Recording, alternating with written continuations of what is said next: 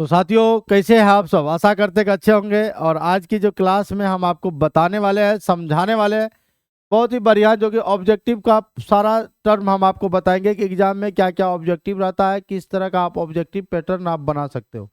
सबसे पहले कुछ हम आपको सिलेबस से बाहर लेकर चलते हैं। जैसे आपको पीएच वैल्यू से भी पूछ सकता है कि जैसे आपको पता है कि अम्लीय विलयन होता है, क्षारीय विलयन होता है, अम्लीय होता है, क्षारीय विलयन होता है, और एक आपका उदासीन विलयन होता है। 3 विलयन होता है, याद रखिएगा।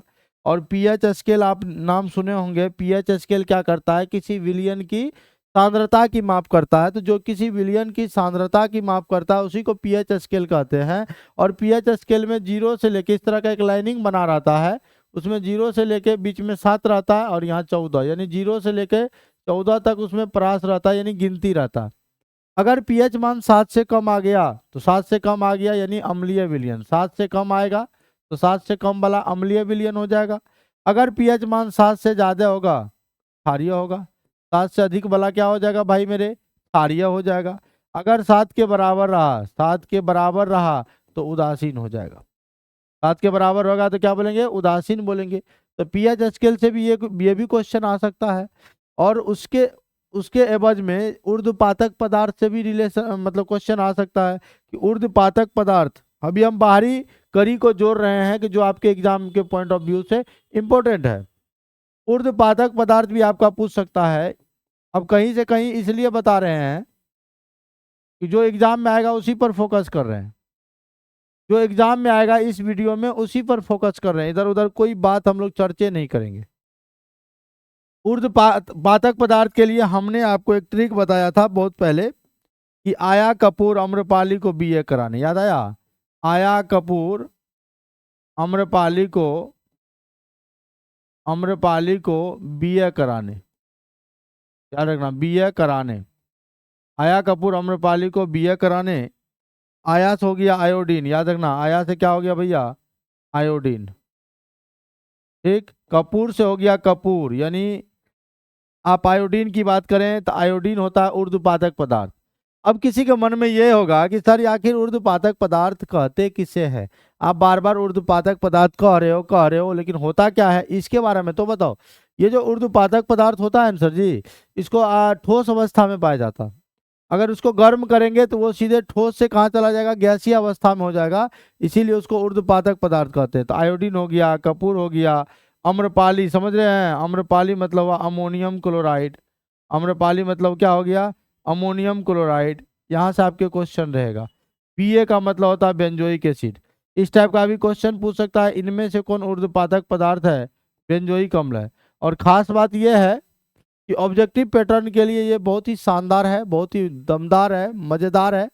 बस इसे ज्यादा से ज्यादा शेयर कर देना प्लीज, अच्छा लग रहा है तो अम्लीय विलयन के लिए आप तो जानिए गए पीएच मान, क्षारीय विलयन और उदासीन विलयन।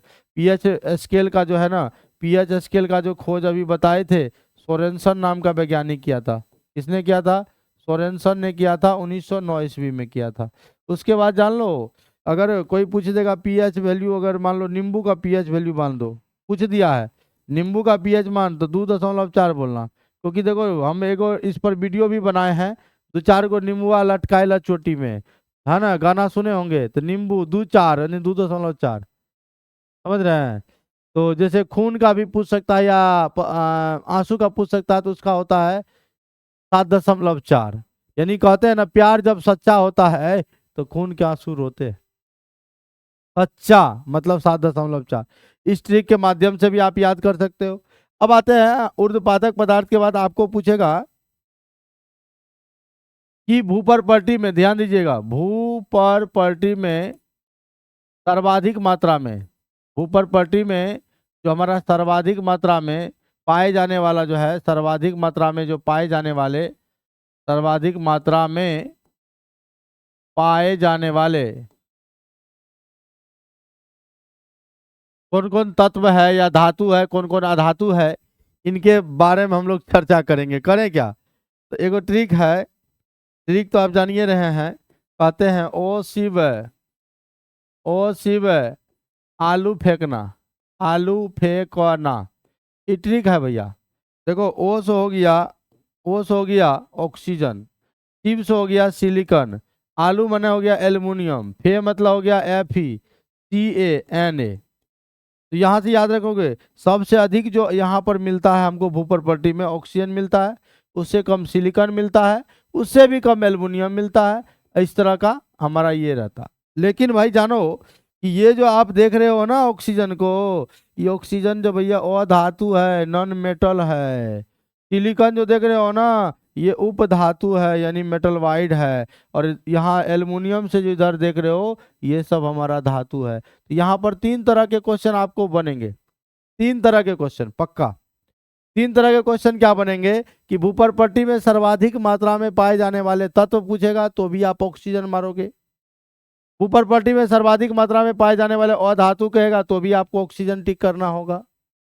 भूपर पट्टी में सर्वाधिक मात्रा में पाए जाने वाले उपधातु बताओ तो सिलिकॉन होगा। या अगर ऐसा क्वेश्चन रहेगा कि भूपर पट्टी में सर्वाधिक मात्रा में पाए जाने वाले धातु बताओ तो धातु में एल्युमिनियम होगा। समझ रहे हैं? तो एल्युमिनियम होगा। ये सर्वाधिक मात्रा में पाए जाने वाले जो है तत्वों का या धातुओं का ये क्रम है, इसको आपको याद रखना होगा। ओ शिव आलू फेंकना, तो बहुत सारा टर्म हम तो आपको ट्रिके के माध्यम से याद करवा देते हैं, सुनवा देते हैं। अब आइए एक धांसू ट्रिक है। धांसू ट्रिक ये है, जैसे मान लो आपको कहेगा जर्मन सिल्वर या कह देगा पित्तल, पित्तल बताओ पित्तल में पित्तल का संगठन क्या है। ऐसे आपको क्वेश्चन रहेगा पित्तल का संगठन क्या है, यानी पित्तल में किसका किसका मिश्रण होता है। पित्तल को इंग्लिश में कहते हैं ब्रास। समझ रहे हैं? ब्रास, ब्रास माने पित्तल। अब कहेगा पित्तल माने होता है पिताजी। पित्तल माने क्या होता है भैया? पिताजी। अब ले भैया, अब कहेगा सर जी पिताजी का मतलब ना ही समझे। अरे समझाते हैं ना हो।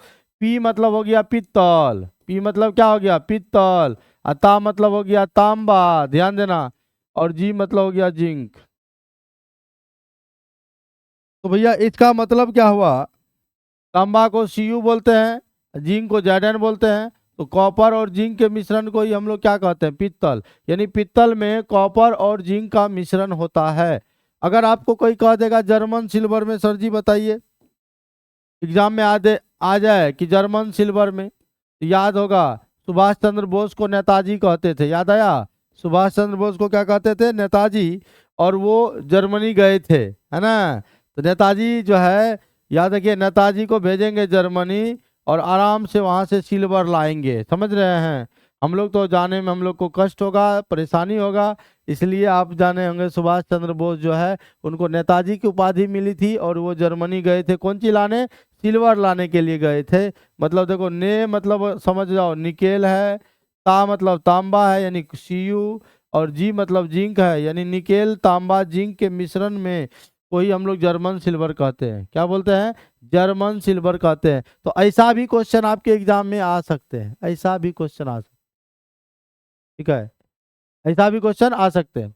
एक और क्वेश्चन है कि जैसे मान लो अयस्क से रिलेटेड है, तो अयस्क के रिलेटेड आपको जब भी पूछेगा अयस्क से रिलेटेड, तो मान लीजिए अभी हम लोहा का अयस्क पूछ दिए, तो लोहा का अयस्क हेमेटाइट होता है, मैग्नेटाइट होता है, सीडेराइट होता है। इधर नॉर्मली हम आपको बता रहे हैं, समझना सब लोग।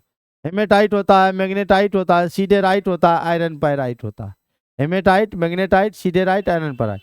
इसके लिए आप एक ट्रिक याद रख लो ना, मौसी अकेली है, तुम याद हो जाएगा। अब कहिएगा सर ये ऑब्जेक्टिव के लिए बता रहे हैं, मौसी अकेली है। समझे? अब ले मौसी अकेली है मतलब समझ रहे हैं, मौस हो गया मैग्नेटाइट, मौस से क्या हो गया भैया? मैग्नेटाइट। है सीस हो गया सीडेराइट, सीडेराइट। समझ रहे हैं? ऑस हो गया आयरन पायराइट, आयरन पायराइट। ठीक है, कैसे हो गया? क्या हुआ? केस हो गया केल्को पायराइट, लीस हो गया लिमोनाइट, और हेस हो गया हेमेटाइट, हेमेटाइट। तो याद रखना इस बात को कि मैग्नेटाइट, सीडेराइट, आयरन पायराइट या हेमेटाइट, ये सब में से अगर कोई भी पूछेगा लोहा का अयस्क कौन है तो होगा। इसमें प्रमुख अयस्क होता है हमारा हेमेटाइट। हेमेटाइट का फॉर्मूला होता है भैया Fe2O3, याद रखना। हेमेटाइट का फॉर्मूला क्या होता है? Fe2O3। तो ऐसा भी आपको ये क्वेश्चन पूछे जाते हैं। ठीक है, तो फिर मिलते हैं अगले वीडियो में। आज के लिए इतना ही, धन्यवाद।